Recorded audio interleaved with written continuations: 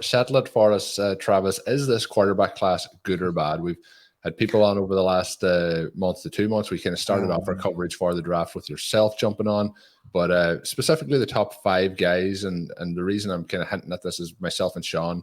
It's an idea that Shawn had come up with that was to kind of tactically target and load up on rookie quarterbacks. And I think they're discounted relative to where they're probably going to be even in a week's time. So post NFL draft. Do you think that'll work out for us as a strategy? And do you think some of these guys might be productive starters in the NFL sooner than consensus might believe? Yeah, just labeling something just innately bad is just it's such a blanket statement. It's a complicated thing to even prove.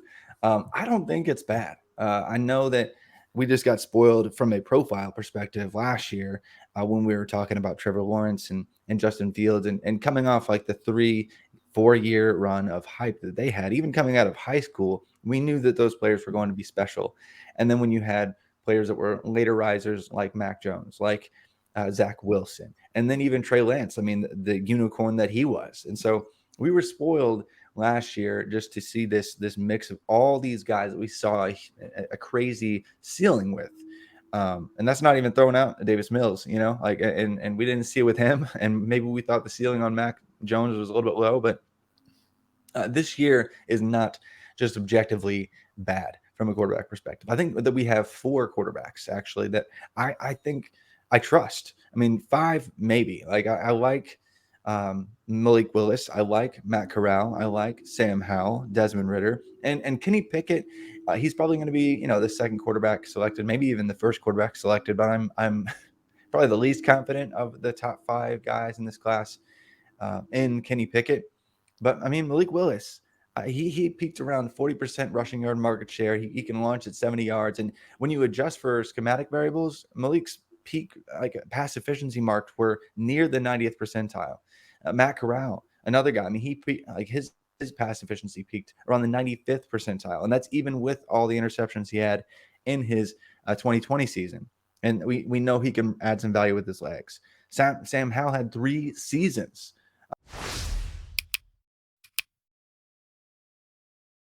Efficiency, peaking around the 96th percentile, by the way, and an elite passer there. And he had more rushing yards per game than Malik Willis did last year. So he can do it all. And so, and he's actually one of the few, one of the only quarterbacks in this class that's actually young too. He's like an early declare. And then Desmond Ritter, another 3 seasons above the 80th percentile pass efficiency mark. And every single season for Cincinnati, he actually had at least 14% of their rushing yards. And not only that, he actually improved his deep passing. That was the nitpick for him coming into this last, I guess, really even early September, October. He really didn't explode in that regard, but he had 14 touchdowns to 0 interceptions on throws of 20+ yards last fall. So those 4 passers I'm really confident in. I'm not as confident in Kenny Pickett, given a later breakout in his 5th year after being thoroughly mediocre for a very long time. But no, this class is not bad. I think we have 4, maybe 5 guys who will start in the NFL. Travis, what are the legitimate concerns that you are looking at for these guys? Obviously, red flag has come up all over the place for the class.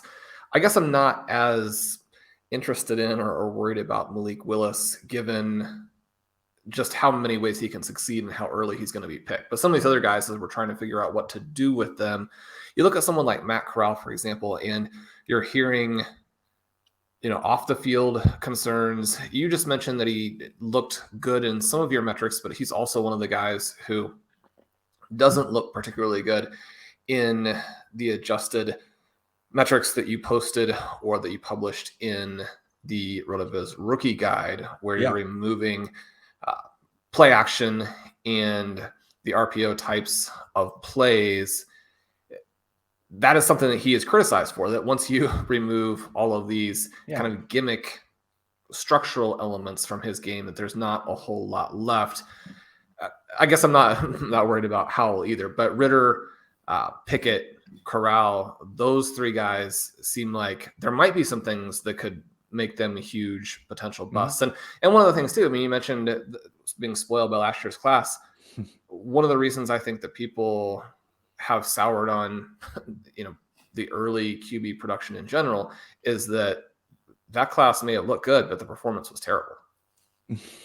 Yeah, and that's what's crazy about the NFL is it's really hard to be a good NFL quarterback. There's if we're going to count that guy up in Green Bay, we got the Green Bay stuff in the background for Colm right there.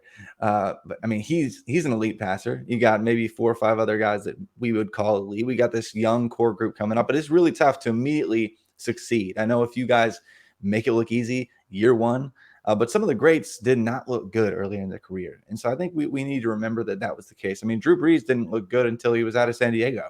And Peyton Manning was terrible in his first year. Tom Brady wasn't a thing really when he began. And so all these greats struggled or didn't even really do much at all right out of the gate. And now Peyton Manning was bad in a very different way than these guys from the last class were bad. Yes, they were. Yes. But I think that we just get to a point where we microanalyze everything. And we forget that Fields actually kind of came on strong down the stretch. Lawrence was dealing with one of the most dramatic messes of a season for any franchise ever. I guess like Urban Meyer faking it and acting like he could be a pro coach and all the drama that ensued thereafter. I think that there were some external factors that affected last year's class, but I get that there's definitely some concern for them moving forward. I still actually am a firm believer in Lawrence and Fields and even a couple of the other guys from last year's class as well. But I get that there's some concern for sure. But you mentioned Willis. I actually added a couple, and that will be in the next rookie guide to my quarterback analysis, digging in further to adjusting for not only play action percentage and jet motion, but actually also adjusting for the average depth of target and combining those two together to further identify efficient passers that are passing efficiently deeper down the field versus other quarterbacks in college football. And it's not that I'm necessarily taking those plays out, but I'm adjusting for the boost and efficiency that the quarterbacks get from play action, from jet motion, from having a lower average depth of target and that boosting their completion percentage and things like that. But when I do put that whole picture together, I am less concerned about Malik Willis, but he does have the least impressive pass efficiency peak among the quarterbacks in this class that we're considering early in fantasy drafts. So that is a little bit of concern because if we look at hit rates historically, you need to be like a 90th percentile of efficiency passer. I can't talk for the most part, unless you're a Josh Allen. Like if you look at recent hits, like all the big names like Justin Herbert and Patrick Mahomes and Deshaun Watson. He was a hit there for a bit before the mess ensued, but a bunch of the guys that had crazy peak numbers coming out of college. Those were the guys that are hitting, and those are the guys that are getting the early first round capital. And maybe if you include Daniel Jones as a hit, which I don't. So yeah, there's some concern, but Malik Willis is almost where he needs to be. He just had a really weird track to get where he is now. Because he went to this situation at Auburn where he was never going to play because Bo Nix, his dad, used to play quarterback for Auburn back in the day, and Nix was a 5-star quarterback. And so Malik Willis came in right behind him and was never going to see the field. He leaves, goes to Liberty, where the talent around him is absolutely non-existent. And he does pretty well in his first year starting. And then again, struggles with interceptions both seasons. But he's dealing with really terrible talent all around him and just making plays that just scream that is a professional quarterback. That is an NFL quarterback over and over. And he's crushing teams on the ground too. So I think for where he's going to struggle maybe early on with some turnovers, with some inefficiencies in his game, I think he makes up for what we love to target, and that is rushing production from the quarterback position. So that's why I'm less concerned with Willis and really this whole class, because all these guys are really good rushers. Matt Corral, great rushing production. Sam Howell, one season of really great rushing production. Ritter, 4 years of it. Even Kenny Pickett, I mean, Pitt doesn't really have a rushing game at all, but like he even peaked around 15% of their rushing yards as well. Like he was putting up a good, I guess, schematic, rushing volume adjusted production as well. So none of these guys are statues for the most part. So I think they all can add a little bit. But I guess there are more concerns with Pickett due to the age and the inefficiencies with Willis. But I do like the safety that we get from Corral and Howell from a profile perspective. And when we talk through some of these profiles, and there is concern, Shawn mentioned with Corral earlier, some of the off-field stuff. What are some of the legitimate concerns, if you're trying to break through the noise of what we're hearing at the minute, the off-field stuff, the hand sizes versus the incorrect evaluation of the talent itself? Which for you is coming in here at the most important? And then is there any parts that you're hearing at the moment that you're kind of turning a blind eye to with the information coming out on these players?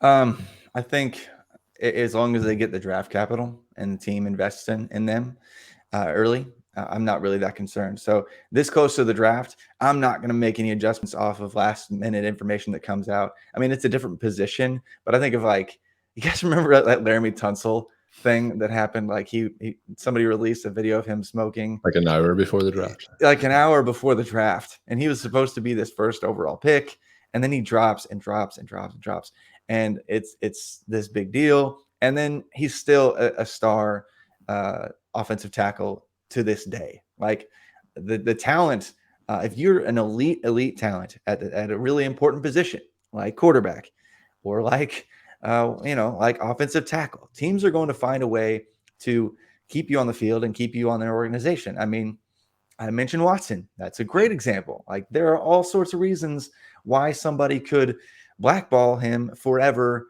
and ever. And that didn't happen. And so I'm not really concerned. There's no major red flags that I'm aware of that have legitimate backing that I'm really concerned with as of today. It does seem like a lot of these. And one of the things that I have argued, and we'll see if I'm even remotely correct in a couple of days, but that teams are trying actually to hide their interest in these QBs because they are so desperate for them. I just don't buy the idea these guys are going to drop as far as some of the projections have when you have the Carolina Panthers who, I mean, basically have not been able to throw for a pass. And so when you have that element to it, I mean, the Carolina Panthers are probably out there leaking like any negative information they can get on any of these absolutely guys. Yeah, that Malik Willis guy's terrible. Yeah. Right. And Matt Corral is not my favorite guy from this group. He probably ranks fourth for me, just ahead of Pickett. But at the same time, when you hear some of this off the field stuff, I mean, if that's legitimate, then it is a concern for me. You do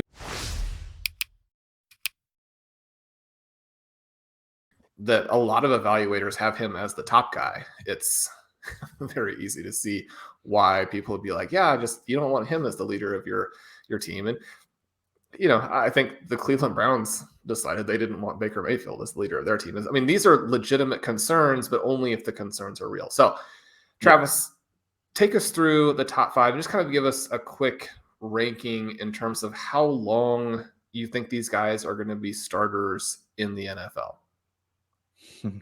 That's a fun question.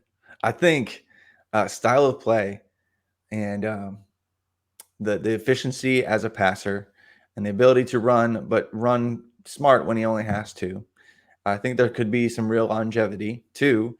Sam Howell, I think he could start longer than any of these guys. Like I said, he is an early declare. He was basically a perfect deep ball passer right out of the gate for North Carolina. The drop on him has been really confusing because we've known he was a really good player for a very long time. And this last season, when he was robbed of all his playmakers and his two top wide receivers and both his top running backs and a few other depth players were gone. And he was like, hey, by the way, this brand new room of a whole lot of inexperienced young guys, go win 10 games with them. And that was just going to be impossible. And he put the team on his back and just absolutely beasted. Made some tough throws, had a higher interception percentage than he ever did.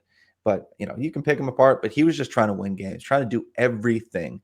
But I think he has the safest looking profile among maybe all of the quarterbacks. And so I could see that, we're having a conversation about him like we do like a Kirk Cousins. Like he's never going to be a top 5 or 6 quarterback in this league. And that's not sexy to say, but he's going to be good enough to stay and start for a very long time and be above that Andy Dalton line of mediocrity. And so I like Howell. I think he would be the number 1 to start the longest. After that, before you get any further though, I have Sam Howell in basically every league, but I'm going to go sell half because you just mentioned Kirk Cousins. You know what's funny is though, like Cousins has been a quarterback 1 how many years now? Like 5 out of the last 6 years. I think he's been a top 12 quarterback, and he's been quarterback 8, 6, 7, 9, whatever. And that's solid. I know we hate on Kirk Cousins, but he's been great. He's been on some championship teams for me, so I don't know. Kirk Cousins is basically like those Alabama quarterbacks in college, where it's just like, if you couldn't succeed in some of those situations, then. But no, I get what you're saying. I'm gonna go with Sam Howell as short Josh Allen, and hey, I like that. He's gonna be a top 5 fantasy short Josh Allen. That would be awesome. That would be amazing. Hey, that's gonna be my ridiculous call. But no, I didn't mean to take this off the rails. You're doing good. I love the Howell number 1. Who's number 2 here? Oh man, longevity. I'd probably go with. I know it's. I'll go with Desmond Ritter. How about that? That guy is also. He's really fun. He's really smart.